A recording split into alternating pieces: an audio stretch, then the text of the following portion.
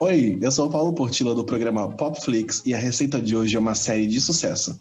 Para isso, vamos precisar de monstros misteriosos, um grupo de nerd jogadores de fliperama aprontando altas confusões, um menino desaparecido, uma misteriosa garota com poderes telecinéticos, conspirações governamentais e azaração adolescente. Para cobertura, cenas estrobocópicas que podem causar enjoos em pessoas fotossensíveis. Rende 3 temporadas, sirva na maior plataforma de streaming de filmes e séries do mundo. O episódio de hoje é especial Stranger Things, já que logo estará estreando a 4ª fatia dessa jornada, a temporada 4. Então faremos uma recapitulação e contaremos o que esperar do futuro de Stranger Things. Siga o Popflix no Instagram, no @podcastpopflix, tudo junto, para ficar por dentro do conteúdo diferenciado e para ficar sabendo também de coisas que vão aparecer aqui nos próximos episódios.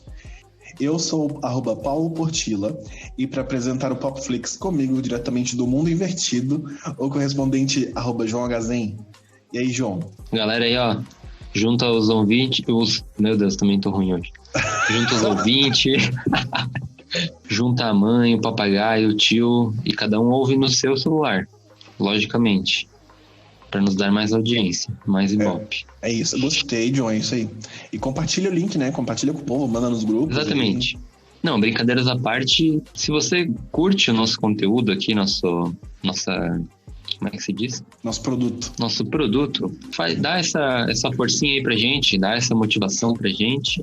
Compartilha com a galera aqui que a gente faz isso aqui porque a gente gosta. E lembrando que agora a gente tá no YouTube também, né? Então quem tá ouvindo pelo YouTube, dá um likezinho aí pra fortalecer. Opa! Bom, esse é o primeiro episódio especial, com um tema específico. Em breve a gente já planeja fazer outros episódios assim também. E vamos começar, né? Vamos lá? Simbora! John, é o seguinte, vamos lá voltar pra 2017, com a primeira temporada de Stranger Things. A primeira temporada se passa em 1983 em Hawkins, no estado da Indiana.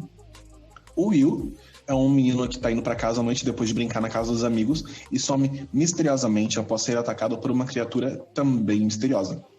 A cidade toda fica sabendo, mas a mãe de Will e os amigos dele, o Dustin, Mike e Lucas, estão convictos de que algo muito estranho aconteceu e não é apenas um desaparecimento criminoso, é algo de outro mundo. Cara, é basicamente esse o enredo, mas assim, foi uma temporada que não tem que dizer assim de coisa ruim a temporada, né, John? Eu acho que até então não tinha nenhuma produção da Netflix com esses parâmetros, com esse tema de coisa mais... É que foi muito único, né, misturar criança com coisas de um mundo meio, digamos, sobrenatural e conspiração. E uma produção de tempos modernos, ainda referenciando anos 80, isso faz daí 40 anos. Se fosse anos 2000, seria muito mais próximo, entendeu? Já não é um flashback, já, como é que se diz? Um retrô. Isso. É isso? Vintage, é isso mesmo. É vintage. Já é vintage, não é mais retrô. E por se passar nos anos 80, a série explora uma estética bem característica. Faz referências diretas e indiretas a sucessos do cinema como Os Caça-Fantasmas, Star Wars, Alien, Carrie a Estranha, E.T., Os Goonies e entre outros, inclusive obras literárias como as de Stephen King. Claro que, assim como a maioria das produções de série e filme, às vezes tem um errinho ou outro. Aqui em Stranger Things, na primeira temporada, as únicas coisas que eu consegui perceber foi umas coisinhas de erro em questão de tempo. Mas aqui, já vou adiantar pra quem vai estar ouvindo esse episódio que eu sou chato pra caralho em questão de analisar filme e série, porque eu sou muito, muito analítico em questões, assim, as mais simples até as mais fodas. E vamos dizer assim que no julgamento de Stranger Things, eu sou o advogado de acusação e o John vai ser o advogado de defesa, né, John? Eu vou falar que tá tudo de boa, releva isso aí, cara. Curte o momento. Mas a primeira temporada é perfeita, não tem muita coisa. John, eu quero saber o seguinte. Tem algum momento dessa primeira temporada que te chama mais atenção, que te, digamos assim, que marcou muito aí pra ti? Cara, eu acho que o seriado em si, ele começa bem leve, assim, e ele mostra a parte ali do Demogorgon, né? Tudo, ele vai mostrando tudo como um mistério muito grande, assim, e aos poucos ele vai revelando, mas ele só revela tudo assim no final mesmo, no desfecho, né? Sim. Todas as temporadas se repetem. Teve uma coisa muito, muito polêmica na primeira temporada, que foi uma das coisas que se sobressaiu, que foi a morte da Barbie. A Bárbara, que era a melhor amiga da Nancy, e foi um ponto muito criticado na temporada, porque o povo acha que foi uma morte mal resolvida e injustiçada. O que tu acha dessa morte da Bárbara? É um seriado de suspense, né? Tipo um pseudo-terror, né? E faz parte, cara. Supera, os personagens morrem. Fazer o quê? Eu compartilho desse pensamento aí. Não, eu acho que tem um outro ponto de vista também. Eu tenho um ponto de vista dual sobre isso aí. Tem esse outro lado que eu acho que é o que tu vai falar agora, né? Assim, o meu complemento sobre o assunto da morte da Barbie é que eu acho que poderia ter tido um outro caminho. Eu acho que assim como o Will sobreviveu no mundo invertido, a Barbie também podia ter sobrevivido. Sim, certamente. E daí, tipo assim, eu acho que poderia ter dado mais chance pro Will aparecer, porque o Will, por ser um protagonista, ele acaba não aparecendo quase nada, porque ele fica sumido, ele tá desaparecido. Sim. Poderia ter trabalhado mais essa coisa de dentro do mundo invertido. Podia ter deixado a Barbie encontrando o Will e os dois se abrigando juntos pra se manter vivo. Seria algo que ia ficar muito legal. Mas, enfim, não foi a escolha que eles fizeram, né? Bom, eu ia falar, na verdade, um outro lado ainda. Que, na verdade, eu achava que tu ia falar sobre isso. Que o pessoal criticou por a Barbie ser... Ela parecia, né? Aparentava ser uma personagem que era, tipo, excluída, assim, desse meio social, que ela não ia pra festas e tudo mais. E talvez o pessoal fosse criticar por isso. Uhum. É uma das críticas que fizeram também. Eu já vi muita gente falando sobre isso, porque por que os caras que são os populares sobreviveram e ela que era só por ela ser diferente, ela foi uma personagem invalidada, digamos assim, ela não serviu pra nada. Eu não acho que foi essa a motivação dos produtores, do diretor e tudo mais. Eu acho que ela morreu mesmo porque ela era um personagem degrau, um personagem escada, pra Nancy poder se aparecer, porque a Nancy então não tinha nenhuma... Não tinha nada pra ela ali na série, né? Ela tava ali só como uma irmã do Mike. Isso. E a Nancy também era uma, digamos, excluída, entre aspas, né? Ela é uma menina mais doce, diferente. Ela não quer ser a menina popular, ela não almeja isso, né? Mas eu acho que isso talvez seja essa justamente a encrenca do pessoal com o destino que foi dado pra Barbie. Sim. Justamente porque ela foi usada de degrau. Mas é um personagem, né, cara? Mas acontece. Tanto que a gente vai ver que isso se repete nas próximas temporadas. Sim. O diretor é um deus ali, né? Ele faz o que ele quiser. Exatamente. E, bom, mas uma coisa que eu acho que realmente, isso eu não consigo discutir com o povo porque eu concordo com eles, de que precisava ter uma coisa mais trabalhada, já que enfim, né, Barbie morreu, beleza, tá ok, isso não se discute.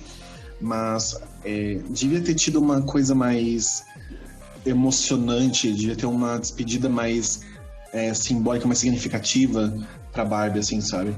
E apesar que a gente vê que essa história da Barbie se estende um pouquinho ali pra segunda temporada, a Nancy tá naquela coisa de contar pros pais da Barbie ou não o que aconteceu.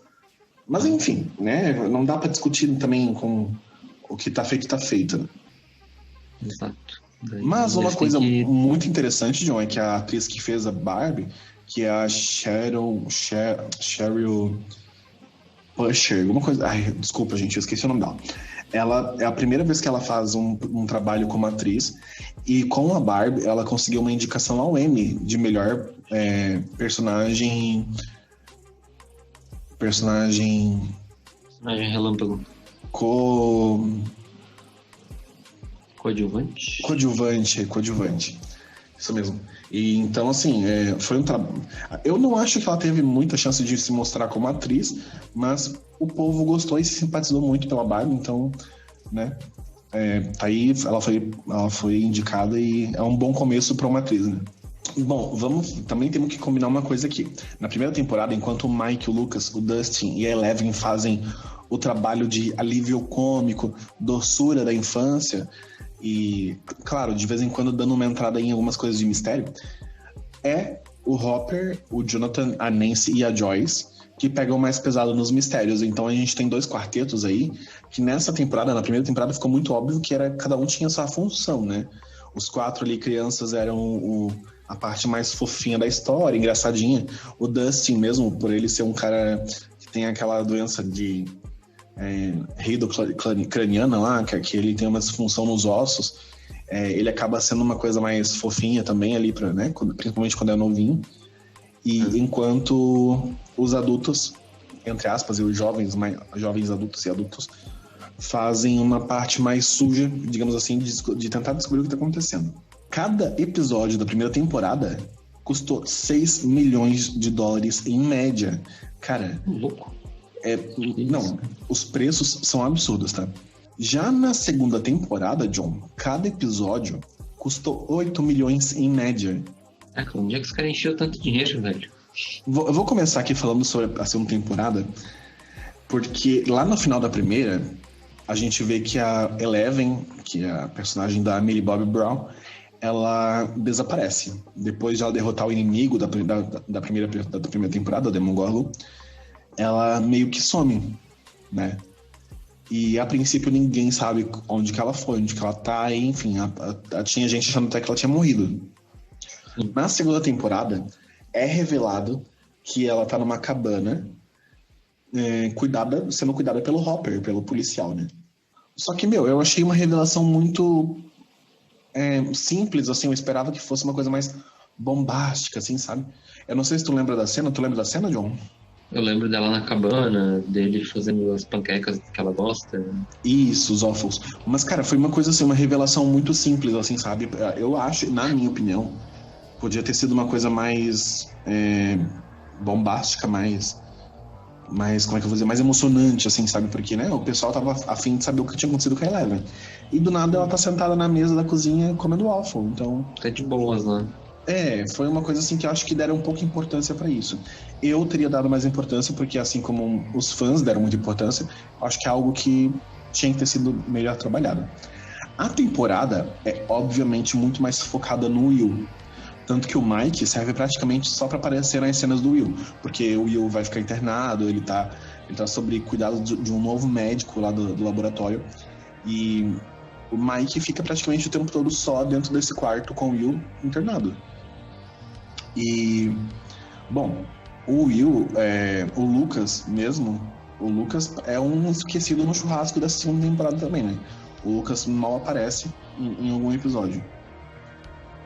Na segunda temporada, há uma segregação desses grupos que eu falei ali no começo, de quarteto. A Eleven fica mais de canto, ela aparece pouco. Ela dá um espaço, digamos assim, para a entrada da Max, que é a personagem nova, né, a Ruivinha, que chega com o irmão e tudo mais. E ela tá meio nessa fase de ritual de entrada do grupinho. Ela não faz questão de entrar, mas ao mesmo tempo parece que ela quer, porque ela meio que se identifica com esses garotos estranhos. E ainda tem essa coisa de que o Mike tem um tipo de bloqueio, porque pro Mike quem faz parte do grupinho é a Eleven. E botar a Max é como se estivesse substituindo a Eleven. O que tu achou eu ia te perguntar, o que tu achou dessa questão de novos personagens, a ausência da Eleven e tudo mais? Olha, o que eu posso te dizer? Primeiro que esse negócio ali de não achar que tá no grupinho, de querer excluir, isso é normal. Mas como dizem, né, o Stranger Things é uma coisa mais leve. Por exemplo, não toca em nenhum assunto racial, nenhum assunto... Não chega a saber aprofundar nenhuma parte, como é que se diz, sobre machismo, que na época, como a gente bem sabe, 40 anos atrás, né, era muito mais gritante que hoje em dia, né? Uhum. Apesar de hoje em dia ainda ter essas questões. E isso é normal, essa parte de segregação ali, de querer excluir do grupinho, é coisa de criança, assim, da transição mesmo, de criança para adolescente, sabe? Eu acho sempre válido, até porque daí mostra que eles não estão usando a mesma receita de bolo, ali, um negócio pronto, entendeu? Eles estão tentando acrescentar um elemento novo, eles estão arriscando, então tentando trazer algo diferente. Tanto que o irmão dela, depois da Max, se torna importante, né? Eles tornam um antagonista, de certa forma, né? Uma coisa que eu achei totalmente desnecessário, assim, na segunda temporada foi o episódio 7, onde a Eleven encontra a irmã dela.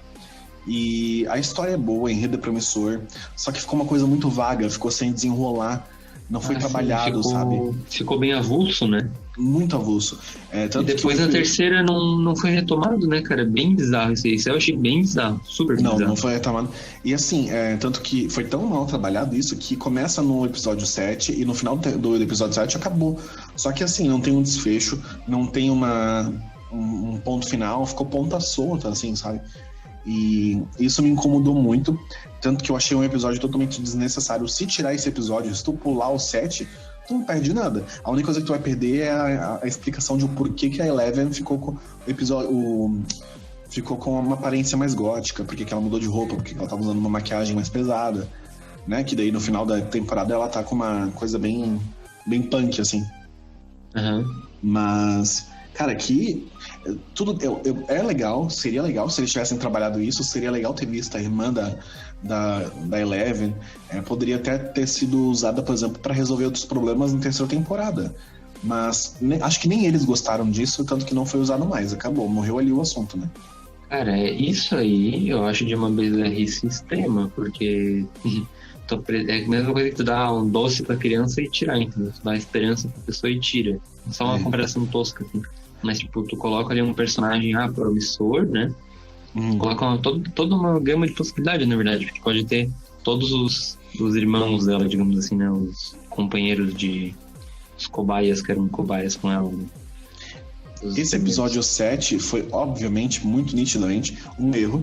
Porque, assim, eu não estudei produção audiovisual, eu não tenho introdução a isso. Porém, eu tenho muito conhecimento dessa área, porque eu tenho contato, a minha melhor amiga é uma pessoa que se formou em produção audiovisual e, consequentemente, eu estava sempre presente para ajudar nas coisas, aprendi também com ela. E uma coisa que ela me ensinou muito, que é uma coisa que se aprende desde... se se aprende na faculdade de produção audiovisual, com certeza se aprende na prática, no dia a dia, no cinema, nas produções de série, TV e tudo mais, que quando você toca num assunto dentro de um enredo, você quer mostrar e você quer trabalhar aquele assunto. E ninguém toca num assunto à toa. Então, ver que eles fizeram isso, criaram todo um episódio em cima disso, que custa 8 milhões cada episódio, e ele finalizar ali e não ser mais tocado no assunto, é realmente uma coisa que mostra que foi um erro, assim, sabe? É uma puta falta de sacanagem, né? Exatamente. Então, acho que esse foi o primeiro grande erro da série Stranger Things, que, né, deixou o primeiro tropeço, digamos assim. Eu queria falar outra coisa ali, uma outra observação sobre essa parte desse erro aí. Afinal, é um baita erro, então vamos cutucar a ferida. Ele... Só pra dizer que tem um seriado que teve, acho que 2006, 2008, não lembro quando foi o início, conclusão dele, enfim. Eu assisti, era o Fringe, se você ouviu falar. Era um seriado especificamente sobre ficção científica. Ele abordava cada episódio um tema, tipo teletransporte, cada episódio era uma coisa diferente, viagem no tempo. Aí tinha uma pessoa que tinha habilidades assim, similar a Eleven. Ela conseguia atravessar para outra dimensão e ela tinha telecinese. Ela tinha diversas habilidades, na verdade. E ela tinha também os companheiros que eram os cobaias junto com ela. E eles começaram a aparecer nesse seriado. E esse seriado foi cancelado lá pela 5ª temporada. Eles estiveram na 4ª, né? Foi cancelado e eles fizeram a desfecho na 5ª. Tipo, eles resumiram total, assim, da 4ª pra 5ª e fizeram um desfecho, assim, bem abrupto. Como é que é o nome da série mesmo? Fringe. Fringe. Cara, eu não me lembro dessa série, mas eu vou pesquisar, parece ser bem Eu acho interessante. que é um seriado assim meio underground, mas, cara, ele é bem cômico, assim, ele abordava bem a fundo esses temas de ficção científica, assim, de uma forma, eu acho, bem divertida, assim, era bem legal de assistir.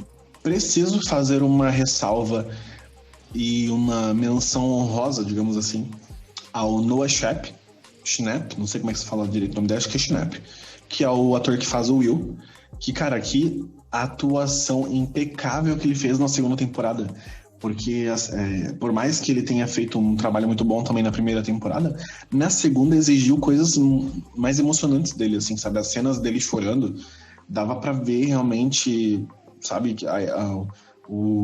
a entrega dele do personagem, assim, foi incrível. E aquele momento que ele tava possuído também, né? É incrível. A cena que ele tá de manhã cedo tomando café com a mãe dele, e a mãe dele fala, pelo amor de Deus, me conta o que tá acontecendo, que eu não aguento mais ficar nessa brincadeira de esconde-esconde e de não saber o que tá acontecendo. Aí é onde ele revela que ele realmente tá sentindo a presença do monstro e tudo mais, do Devorador de Mentes. É Devorador de Mentes? É Devorador de Mentes, né? Daí é onde que ele começa a chorar, cara. A emoção dele, assim, ele chega a mudar de cor, parece, porque ele fica bem emocionado mesmo. Ele consegue transmitir o nervosismo, a ansiedade, o medo, tudo de uma vez, assim, ficou impecável. Cara, eu acho que pro ator fazer esse tipo de interpretação, eu já vi, acho que o Gianecchini falando que ele, né, a estratégia dele era olhar pra pessoa que tá na frente dele, por exemplo, se era um vilão, digamos assim, uma pessoa que tá antagonista, né, ao personagem dele, ele realmente pensava coisas ruins da pessoa. Então deve ser desgastante, né? Sim, imagina. E vamos falar sobre o apelo emocional dessa temporada aqui. Se na primeira temporada teve a Barbie, na segunda temporada nós temos o Bob. O Bob. Essa professora, né? Nós temos o Bill. É o Bob, cara. O Bob é o apelo sentimental óbvio dessa temporada. É o típico personagem que não serve pra muita coisa, a não ser ter um ato heróico e morrer. A gente já sabe, muito, pra mim é muito óbvio quando o cara vai fazer o apelo sentimental da série ou do filme, porque ele tá ali simplesmente pra nada, sabe? Ele tá ali fervendo, ele tá cozinhando pra chegar o momento dele. Se vai chegar o momento dele, é porque ele vai ter uma atitude heróica e vai morrer. Pra gente fazer o quê? Pra gente, nossa, ai, tadinho, era o cara que, né, é o par romântico da Joyce, é o cara que era bonzinho, era o cara engraçadinho. Tanto que a própria morte do personagem é uma coisa boba. John, eu não sei se tu lembra exatamente como aconteceu, mas pra recapitular até pras pessoas que não lembram, o Bob... comido pelos Demodogs. Ele tava dentro do laboratório, porque ele foi religar o disjuntor, o gerador de energia. E nessa transição de que ele vai andando pelos corredores, ele tem que fugir dos Demodogs. E num desses momentos, ele se esconde. O médico que tá orientando ele pelas câmeras fala assim, entra dentro dessa porta, é um armário, fica escondido aí. Ele pega e entra no armário e fica escondido. Beleza. Quando ele sai, ele derruba uma vassoura. Olha que coisa idiota. Ele derruba um cabo de vassoura. Esse cabo de vassoura, obviamente, quando cai no chão, faz um barulho. Era só ter voltado pra dentro do armário, sabe? Ele tava na porta do armário ainda. Era só ter voltado pra dentro do maldito armário. Mas não, ele tem que sair correndo pra tentar escapar, contar com a sorte. E aí é onde quando ele acha que ele conseguiu fugir, aparece um Demodog e mata ele. Então, tipo assim, tudo bem, é um personagem que foi legal ter visto. Tem a sua relevância baixa, quase que imperceptível dentro dessa história, mas é o apelo emocional, não tem outra explicação pra ele ali, sabe? A Joyce abandona o estereótipo de louca que ela tinha na primeira temporada, porque ninguém acreditava nela, né? Ela ganha um ar de mãe controladora, uma obsessão de perder o filho pro mundo invertido novamente, mas ainda assim é uma mãe batalhando pelo filho, uma carga emocional que é um reflexo muito bem trabalhado que sobrou da primeira temporada. E a única coisa que eu tenho que fazer assim de comentário sobre a Joyce, sobre a Winona Ryder. Eu amo ela como atriz, sempre gostei. É muito legal poder ver ela de novo em uma produção, porque já fazia tempo que ela não participava de nada. Mas, cara, ela não é muito boa pra fazer cenas de emoção, porque não escorre uma lágrima. Ela chora, ela se esperneia, mas não tem uma lagrimazinha escorrendo. Essa parte é a parte que me incomoda, sabe? Dá um colírio ali, então. Cara, eu sei lá. Uma cebola? Isso, devia botar um mentol na toalha, na roupa, pra ela cheirar. Mas, enfim. E ainda temos a presença na segunda temporada do Dart. Eu não lembro se é Dart ou Dark, acho que é Dart, né? Que? O melequento melecoso. Não lembro. Você tava falando do quê? É um bichinho que o Dustin encontra no... Ah, sim, foi o que eu imaginei. Quando tu falou a referência, eu não entendi. É o que ele chamava? Ele chamava de Dart. Quer dizer, eu não lembro agora se é Dart ou Dark, mas acho que Dart. Eu acho que é Dart. Dart, né? Então, eu achei o Dart mal feito, sabe? Até o jeito que ele se anda, o jeito que ele se mexe, parece acho que eles usaram muito do orçamento pra pagar como é que é o nome dele? O Harbor ali e a Ryder. E faltou orçamento pro pobre do Dart, coitado. Mas é exatamente a sensação que eu tive. Parece um efeito especial mal feito, um pobre, assim, sabe? Mal feitos especiais. Mas... E, enfim, essas foram as coisas que eu percebi, assim, da segunda temporada. Uhum. Isso que tu falou ali de eles ligarem, né? Eles ligam muito bem as consequências da temporada anterior com a seguinte. Uhum. Isso eu achei uma coisa que realmente... A não ser aquele erro colossal ali da irmã da Eleven, mas tudo bem. Ah, não, essa parte a gente descarta, né? A gente finge que não aconteceu. A gente finge que não existe. A gente passa esse paninho. Eles mesmos fizeram, né? Cara, um cara que eu gostei muito, assim, um personagem, foi aquele cara da teoria da conspiração, não lembro o nome dele. Que o Jonathan e a... É o Murray. O Jonathan e a coisa vão lá, daí... E daí também tem outro cara que tem como é que é? O apelo emocional, que nem você falou, né? Que é o cientista. Deve ser ele. Calma, a gente não chegou lá ainda. Opa, já rebobinei aqui. Mas, sim, o Murray aparece na segunda temporada, ele não aparece tanto como na terceira. Mas o Murray, eu não entendi exatamente de onde que ele conhece esse povo. Eu não sei qual é a ligação dele com o Hopper, com a Joyce, com o Jonathan. Eu não sei como é que ele foi descoberto, não sei de onde. Não entendi essa parte.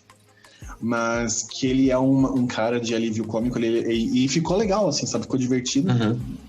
Principalmente na segunda temporada, quando ele começa a tentar fazer o Jonathan e a Nancy perceber que eles não são só amigos, eles têm ali uma atração, né? Uma química bem forte. Uhum. A cena ficou muito engraçada. E ele entra como um personagem, assim, que acrescenta algumas coisas, né? Sim, eu acho que até, honestamente, esse posto de personagem dele poderia ter sido preenchido com o professor. O professor Sim. lá da escola, que é o cara que sabe tudo e tudo mais. Tanto que ele exerce uma função muito importante nas temporadas, em pequenas escalas, em pequenos momentos, mas que ele poderia ter sido o cara que as pessoas vão recorrer, entendeu? Mas, enfim, né? Ficou como Murray mesmo. A única questão que eu não consigo entender é de onde que ele vem, quem é ele, por que ele tá ali. Eu não consigo entender. Mas ele mora em Hawkins, né? Pelo que eu entendi, ele mora num lugar um pouco mais longe, num outro condado, assim. Mas enfim, parece que, sei lá, de certa forma ele deve perambular por Hawkins, alguma coisa assim, e eles conhecem ele de lá. Alguma coisa ou ele deve ter sido da polícia, deve ter trabalhado com o Hopper de alguma forma, sei lá. Uhum. Talvez informante, porque ele sempre soube muita coisa, né? Soube demais. Tanto que a casa dele é meio que um forte, né? Porque ele tem câmera, tem as portas com várias trancas ali e tudo mais. Uhum. Mas, assim, acho que uma das coisas mais marcantes mesmo pra mim dessa temporada foi o reflexo da primeira indo pra segunda. Ficou muito bem explicado por que a Joyce é assim. Ela tem essa super proteção com o Will. Explicou algumas coisas que também, né, mais sentimentais, mais abstratas, digamos. Beleza, fechou esse pacote. Segunda temporada também, carimbo de qualidade, ficou, ó. John, na terceira temporada, cada episódio estima-se que foi gasto de 10 a 12 milhões. Ô, você é louco, velho? Tanto de criança passando fome na África. Exatamente. 10 a 12 milhões. Cara, e não é mil, não é milhões. Mano, é muito dinheiro. Mas, cara, eu quero saber o seguinte. Tu gostou da terceira temporada? Fazendo uma pergunta bem geral, assim. Gostei bastante. Olha, eu tô no limbo, eu tô em cima do muro, eu tô com a corda bamba enfiada no saco, porque eu não sei exatamente o que dizer dessa temporada. Mas eu peguei muitas coisas inconsistentes, peguei coisas que me incomodam em produções, e eu vou começar com o fato de que... Bom, deixa eu lembrar que tem personagens novos, tem a Robin, por exemplo, que é uma personagem que trabalha no shopping, no novo shopping da cidade, né? No primeiro shopping da cidade. Ela trabalha com o Steve. E o Steve e a Robin, na terceira temporada, protagonizam as cenas mais sem noção que eu já vi na minha vida. Sério. Eu vou dar exemplos. John, eles invadem um laboratório de testes dos soviéticos. Começa por aí, super normal, né? Eu sei que Stranger Things aborda temas que são considerados coisas que não aconteceriam na vida real. Porém, tem que ter uma margem ali de realidade, de fazer sentido. E aonde que faria sentido 2 adolescentes invadir um laboratório de testes dos soviéticos e ninguém ia perceber? Começa por aí, né? Enfim, andam abaixados dentro do laboratório como se ninguém fosse ver 4 crianças andando agachada e com um uniforme diferente. Lá no laboratório dos soviéticos, todo mundo andando com uniforme verde e marrom, aquela coisa bem característica dos soviéticos. E daí tem 4 indivíduos vestidos de marinheiro, com chapéuzinho, entendeu? Cara, não faz... E ninguém ia perceber, normal, eles estão andando no meio do povo agachado, ninguém ia perceber, realmente. E eles se escondem atrás de porta de vidro. John, nem nos anos 80 essa coisa funcionava. Sabe o que é isso? A pessoa vai se esconder, nossa, vamos esconder aqui, atrás de um vidro. E o pior é que ninguém no laboratório vê. Não, nem nos anos 80, quando as pessoas não tinham smartphone pra se distrair, né? Todo mundo era atento, né? Todo mundo tinha atenção, né? Então as pessoas elas estavam no mundo real, elas não estavam 90% do tempo no celular. Eu até comentei isso com um amigo meu, ele falou assim, mas é porque os cientistas, eles são ocupados, eles estão pensando em outras coisas. Mas, mano, a partir do momento que tu tá fazendo um negócio e tu vê uma coisa fora do teu ambiente que tá destoando, tu vai perceber. E eles estavam destoando muito ali, o piá com o chapéu de marinheiro todo colorido, azul ali, é muito engraçado. É o típico reação do gaúcho, né? Dá um cagaço, né? Quando vê uma coisa diferente. É isso mesmo. E o Steve flerta com a Robin numa cena supostamente romântica no chão do banheiro, com o Steve todo machucado e ambos drogados. Cara, em que momento da vida que tu vai estar com o olho todo quebrado, com a cara toda quebrada, e tu vai estar flertando? Não, enfim. Aí até que a Robin se revela lésbica, né? Algo que aconteceu muito frequente nessa temporada foi as críticas sociais de estereótipos, de rótulos que colocavam nas pessoas. Tanto que a personagem da Nancy, ela recebe muita coisa de machismo, porque ela trabalha nessa coisa do Rocking's Post, alguma coisa assim, que é um jornal. E ela não tem liberdade para fazer nada porque ela é uma mulher, e eles tiram sarro da cara dela porque a função dela é fazer café, né? Ela é uma mulher, ela não pode fazer mais nada além disso. Mudando ali, então, o que eu falei, na segunda temporada acho que não aparece muito, mas na terceira eles resolveram implementar isso aí de fazer críticas, né? Isso, tu comentou que na segunda temporada eles meio que escondem as coisas assim, não tem nada muito nítido. Na primeira e na segunda é leve. Na verdade eu tô me referindo ao seriado inteiro mesmo. Eu tô errado então, né? Eu não lembrava desses aspectos aí, mas são bem importantes, né? Não, mas foi tocado só na terceira temporada também. Sim, da Robin eu lembrava, mas esse da Nancy eu não tava tão fresco na memória. E chega a dar raiva, assim, sabe? É um negócio que chega a dar nojo mesmo, como trabalharam. Com certeza. da zombaria. Eles tiram um sarro da cara dela só por fato de que ela entrega um produto ali, ela entrega uma matéria pronta e eles simplesmente não dão nem uma olhada pra ver no negócio. Eles tiram um sarro dela. Hoje em dia, tu olha isso, é muito absurdo, mas na época, digamos assim, entre aspas, era normal, tá? Normal, que a maioria das pessoas tinham esse pensamento machista. Tanto que ela mesma não contesta as informações, ela acata, né? Ela não imagina que ela tem o direito de contestar essas situações, essa zombaria, né? Mas, e pra finalizar aqui, essa coisa do Steve e da Robin, do Steve, aliás, Steven não é, né? O Steve e a Robin fazem essas cenas mais estranhas. Tem uma cena que o Jim Hopper, que é o policial experiente, que ele é um homem grande, ele tá indo pro laboratório que foi abandonado e ele apanha um bocado daquele cara que faz referência ao Exterminador do Futuro, que é até o prefeito da cidade dá uma zombada dizendo que ele é o Arnold Schwarzenegger, né? Que é o ator que faz o Exterminador do Futuro. E lá o Jim Hopper apanha pra um caralho, ele leva um cacete daquele homem. E o Steve entra na sala principal dos testes dos soviéticos e ele dá uma surra num soldado soviético. Mano, como? Que proporção de realidade, né? Faz isso? Não tem noção, não faz sentido.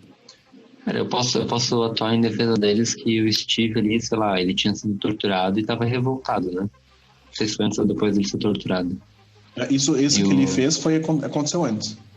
E o Hopper, convenhamos que ele é um policial, mas ele é sedentário, né? Ele fica ali na frente da TV com a cerveja dele, tem a sua pança ali, sua cota de pança ali de cerveja e ele não é muito ativo. Nunca vi ele fazendo muita coisa além de ir pra delegacia, sair da delegacia, entrar no carro, então...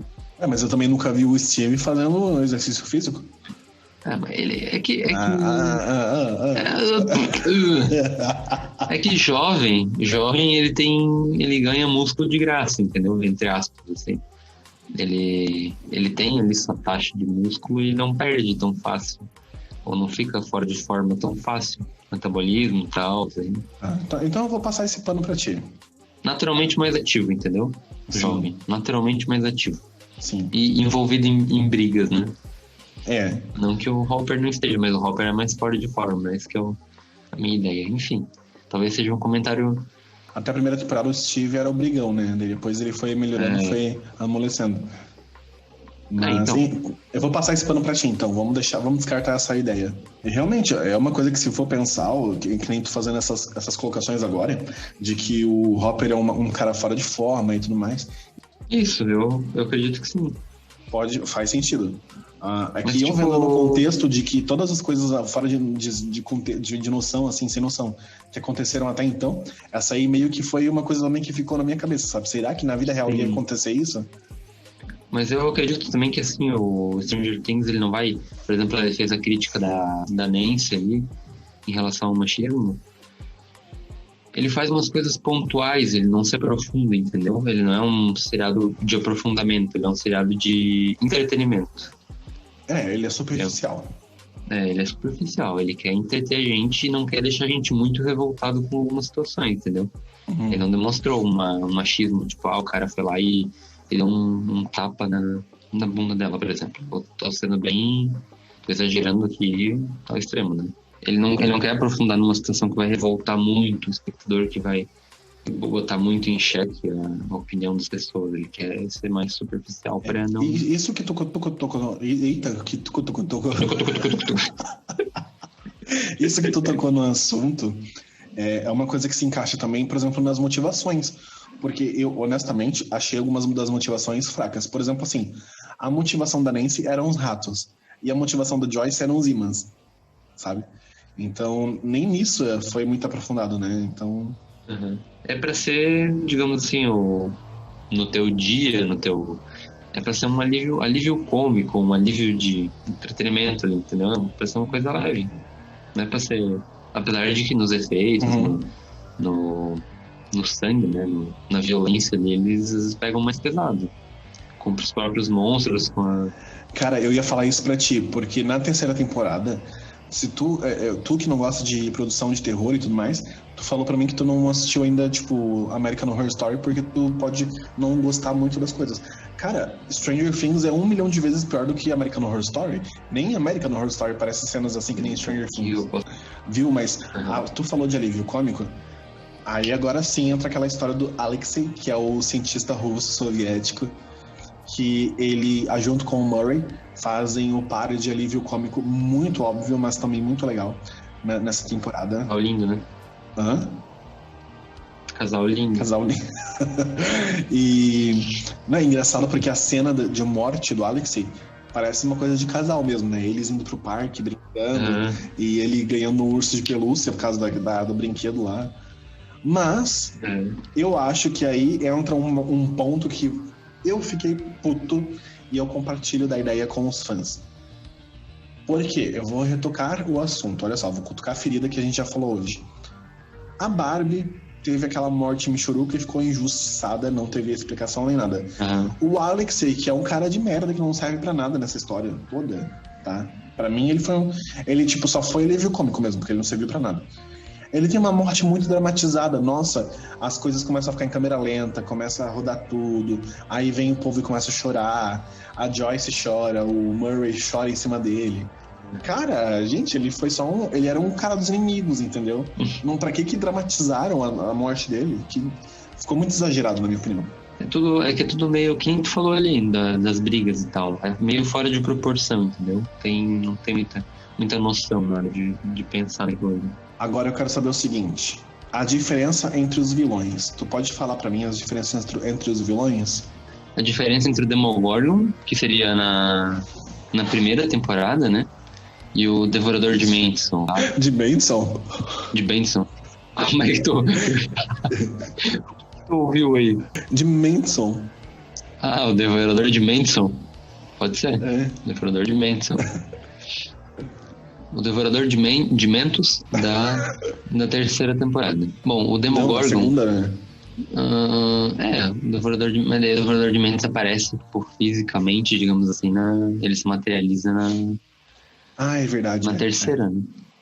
Isso. Ele só dá um ar da graça ali na terceira. Então, o Demogorgon, ele é um vilão raizão, né? Raiz. Brabo, né? Matou a Barbie. O Devorador de Mentes é o Nutella. Não mata ninguém, tem aquela frescura de consciência coletiva. O Demogorgon é humilde, né?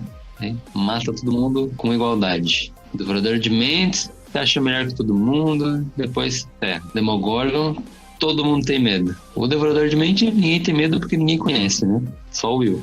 O Demogorgon anda no mundo invertido, anda no mundo normal, passa por onde ele quiser. Atravessa ali quando ele bem entende, né? O Devorador de Mentes tá preso, nunca foi no mundo normal, né? Só no invertido. Até a segunda temporada, claro. Até ele possuiu o irmão da Mad Max. O Demogorgon não precisa de nenhum capanga, de Demodog, de nada. Ele vai na raça mesmo. O Devorador de Mentes usa uma fumaça preta, pá, e tal. Enfim, o Demogorgon, ele quase levou a Eleven junto, né? Estamos com o vilão no telinha. E esse Devorador de Mentes, ele parece aquele alien do filme A Chegada, que ele tem pernas em quantidade ímpar. No Chegada é os heptapods, né, que são 7 pernas. É verdade, lembra mesmo. Apesar que a gente não vê muito, a gente não tem a noção de como é estaticamente os da Chegada, mas pelas sombras, pelas silhuetas, aparece bastante, né? E eles nomeiam, né, como heptapod, então a gente sabe de certeza que ele tem 7 pernas, porque os personagens contaram e deram o nome pra eles. E, novamente, John, nessa temporada da 3, o Lucas ficou esquecido no churrasco, novamente, porque o Lucas não tem nenhuma grande motivação, a não ser, nessa terceira temporada, ficar brigando com a Max, que é a personagem par romântico dele, digamos assim, né? Mas... E a irmã dele aparece mais que ele, quase, né? Cara, eu amei a Erika Eu amei de paixão. O jeito dela, o jeito sarcástico, é engraçado. Mano, tem uma cena mesmo, agora eu não lembro exatamente qual foi, mas eu me mijei de rir, tu não tá entendendo. Eu tava chorando, a lágrima escorria de tanto que eu ri. Cutucadora, assim, ela gosta de provocar mesmo. E, por incrível que pareça, eu achei que funcionou muito bem com esse quarteto, Dustin, Erica, Robin e Steve, funcionou muito bem na série. Por mais que as cenas tenham sido bem sem noções, mas o jeito deles ali, a interatividade funcionou demais mesmo. Até porque a química entre Dustin e Steve ficou muito legal também na segunda temporada, principalmente no episódio onde o Steve e o Dustin estão caminhando no meio da floresta, lá nos trilhos, e eles começam a conversar. Inclusive, eu queria falar que eu tenho esse problema na cabeça, eu não sei se tu também tem, John, que é assim, eu tô vivendo a minha vida normal, tô tocando a vida, de repente vem na minha cabeça uma frase, um nome, uma palavra, que eu escutei em algum lugar e eu não sei de onde esse nome fica na minha cabeça. Já aconteceu isso contigo? Direto. Cara, comigo acontece todo dia, pelo menos umas 5 vezes, tá? Isso, sério. E daí eu tinha assistido a primeira temporada inteira e a segunda temporada inteira de Stranger Things. E eu fiquei um tempão eu só assisti a terceira temporada esse final de semana agora. E lá na segunda temporada tem um episódio nesse episódio do Steve e do Dustin, o Dustin tá perguntando pro Steve o que ele faz pro cabelo ficar bonito, não sei o quê. E ele fala que... Tu lembra? E ele fala que ele usa um spray da Farrah Fawcett. Uhum. E, cara, esse nome Farrah Fawcett tava na minha cabeça há um trilênio, não tá entendendo? Todo dia. E daí, eu escutava direto o nome de Farrah Fawcett e eu queria saber de onde que alguém tinha falado sobre Farrah Fawcett. Eu sei que a Farrah Fawcett foi uma atriz que fez a primeira versão do As Panteras, e daí eu sei que ela foi muito famosa nos anos 80 e tudo mais. E, inclusive, ela tinha linha de cosméticos. E eu ficava tentando lembrar, cara, quem é Farrah Fawcett? E daí foi onde que, reassistindo esse final de semana, eu lembrei que a cena foi a cena do Steve e do Dustin falando sobre isso. Tem uma banda que eles têm uma música chamada Farrah Fawcett. Ah, é? Não sabia. Eu acho que é o... Não sei o que... Cities. Ah, Capital Cities, acho que é. Uhum. É incrível, porque tem muitas bandas que fazem coisas com o nome de outros artistas. Sim, tipo Barbra Streisand. Eu tenho uma lista aqui que tem são mais de 300 e poucas músicas de artistas famosos que falam o nome da Britney, e são mais de 80 músicas que falam sobre a Rihanna, sabe? Rihanna ou Ariana? Rihanna. Rihanna. Da Umbrella. Umbrella, L-E-E? The Umbrella? É o Capital Cities que faz Farrah Fawcett Hair, o nome da música. Ah, tá aí, ó. Que é muito famoso, né, o cabelo da Farrah Fawcett. Uma coisa muito importante que eu vi que foi um reflexo, novamente aí coisas de reflexo de temporada anterior. O Jonathan, lá na segunda temporada, ou na primeira, agora não lembro também, fala sobre... Ele meio que dá uma patada na Nancy, quando eles estão na floresta, porque a Nancy fala que estava muito apaixonadinha pelo Steve e tudo. E o Jonathan fala, pô, então tu quer ser que nem essas meninas do colégio, que só quer se casar com o cara popular, e construir família e depois viver infeliz. E ele fica fazendo referência à mãe da Nancy. E na terceira temporada, a mãe da Nancy e do Mike, ela meio que tá traindo o pai deles, né? O Billy. Ela tá flertando. Tá flertando demais. Ela chega a se arrumar pra sair com ele e tudo mais. Então é uma coisa que... eu tava tentando entender o porquê dessa cena. Eu falei, cara, é tão necessária essa cena da mãe da Nancy. Mas daí foi onde que entendi que é uma coisa que já foi na temporada, porque era um fato. Aquilo que o Jonathan tinha falado era uma verdade, né? Cara, tipo, eu acho que talvez, né, aquele esporo que tava na Eleven, talvez tenha realmente absorvido o poder dela. Tanto isso como ele pode ter, digamos assim, aprendido ou replicado esse poder dela. Daí a Eleven pode recuperar. Não sei se ela gastou demais ou se foi roubado esse poder dela, se é que tem como, né, ser roubado esse poder dela. Mas ele também pode ter copiado. Então, se a gente não vê ela como vilã, com certeza vai ter um vilão que vai também ter telecinese. Então, fodeu, né? O negócio vai ser feio. A coisa vai ficar realmente bem hard. Eles fizeram também uma imersão em 360 graus, tipo uma realidade virtual, né, no YouTube. Não sei se o pessoal já viu esses vídeos em imersão. Tu pode clicar e girar assim a câmera e olhar para todos os lados e ver as coisas que tem ao redor, assim. Os diretores disseram que não pretendem finalizar o seriado na 4ª temporada. Vai ter mais temporadas ou temporada. Ou seja, a 4ª e a 5ª temporada já estão confirmadas. Assim é bom, né? Quando não se estende muito e não cria injeção de linguiça, né? A gente diz. E também tem a teoria de que a Eleven criou o mundo invertido com aquelas experiências que eles fizeram com ela. E daí o resultado do mundo invertido seria... O mundo invertido teria sido criado, digamos assim, com base nos traumas dela. É a manifestação dos traumas dela. Também é uma hipótese, mas eu acho esse negócio de criar mundos de uma pessoa, criar uma dimensão, um universo, uma coisa bem absurda, porque não tem muito sentido. Mas